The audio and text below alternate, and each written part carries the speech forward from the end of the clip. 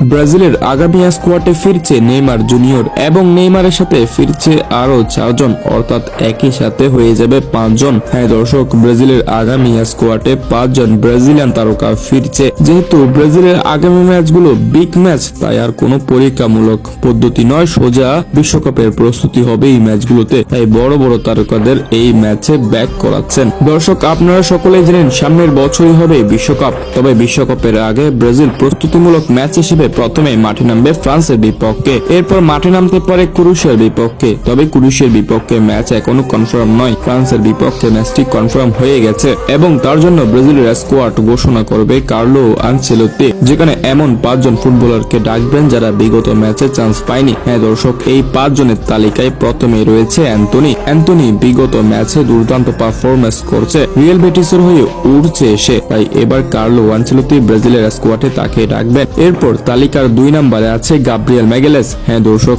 ব্রাজিলের ডিফেন্সের প্রধান ভরসা। তিনি ব্রাজিলের বিগত ম্যাচগুলো খেলতে গিয়ে ইনজুরিতে পড়ে যান, তবে আগামী ম্যাচে তিনি রিকভারি হয়ে মাঠে নামবেন। এরপর তালিকার 3 নম্বরে রয়েছে ভ্যান্ডারসন, তারও একই দশা, ইনজুরির কারণে ব্রাজিলের ম্যাচ খেলতে পারেননি, তবে আগামী ফ্রান্সের বিপক্ষে তিনিও ব্যাক করবেন, সেই সাথে বিশ্বকাপের জন্য তিনিও প্রস্তুতি হচ্ছেন। এরপর তালিকার 4 নম্বরে রয়েছে বার্সেলোনার ক্যাপ্টেন রাফিনহা। হ্যাঁ দর্শক, রাফিনহাও বিগত ম্যাচ খেলতে পারেনি, কিন্তু এবার তিনি ফিরছেন ব্রাজিল দলে, তবে সাধারণভাবে নয়, ভয়ঙ্কর রূপে ব্রাজিল দলে ফিরবেন এবং নিজের দলকে বিশ্বকাপ জিতাতে সর্বোচ্চ চেষ্টা করবেন। এবং তালিকার 5 নম্বরে যার নাম আছে তা হয়তো আপনারা সকলেই জানেন। হ্যাঁ দর্শক, তিনি হলেন নেইমার জুনিয়র। সান্তোসের হয়ে বিগত সব ম্যাচে তিনি দুর্দান্ত খেলেছেন। কার্লো আনচেলত্তি আর কোনো অজুহাত দেখাতে পারবে না এবার, তাই ব্রাজিল দলে তাকে আনবে। আর আপাতত সান্তোসিও তিনি রেস্টে আছেন, যেহেতু এই সিজন শেষ, জানুয়ারির দিকে তিনি সান্তোসের হয়ে মাঠে নামবেন। সুতরাং কার্লো আনচেলত্তি নেইমার জুনিয়রকে মাঠে নামাবে।